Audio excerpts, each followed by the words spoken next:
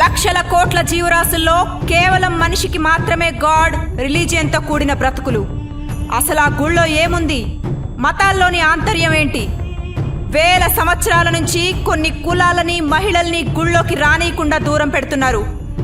అయినా వాళ్ళంతా గుళ్ళోకి వెళ్ళాలని ప్రయత్నిస్తున్నారు. ఎందుకంటే మనిషి ఒక సైకలాజికల్ పేషెంట్. పుట్టుక చావు మధ్యలో ఉండే biggest complex thing how to be alive, బ్రతకడం ఎలా. మనిషి పంచేంద్రియాల ద్వారా బ్రెయిన్కి ఇన్పుట్ ఇస్తే బ్రెయిన్ మనిషిలోని హార్మోన్స్, DNA డాటాను ట్రిగ్గర్ చేయగా అవి ఎమోషన్స్గా, థాట్స్గా కన్వర్ట్ అవుతాయి. దాన్నే మనం మైండ్, మనసు, ఆత్మ అంటున్నాం. మైండ్ మనిషిని కంట్రోల్ చేయడం మొదలు పెడితే మనిషి సైకలాజికల్ పేషెంట్ అవుతాడు. కాబట్టి మనిషి ఎప్పుడూ మైండ్ని డీల్ చేస్తూ ఉండాలి.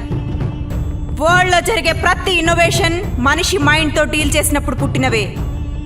అనాదిగా మనిషిని బ్రతికించడానికి మన పూర్వీకులు సూత్రాలు, ఆచారాలు, పద్ధతులు, కట్టుబాట్లుగా రూపొందించారు. అవే వేదాలుగా, కాలక్రమేణా మతాలుగా మారాయి.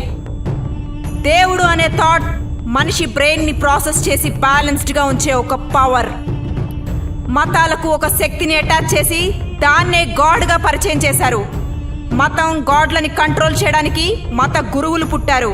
కాలక్రమేణా ఆర్య బ్రాహ్మణులుగా, ఇప్పుడు బాబాలుగా మన ముందున్నారు.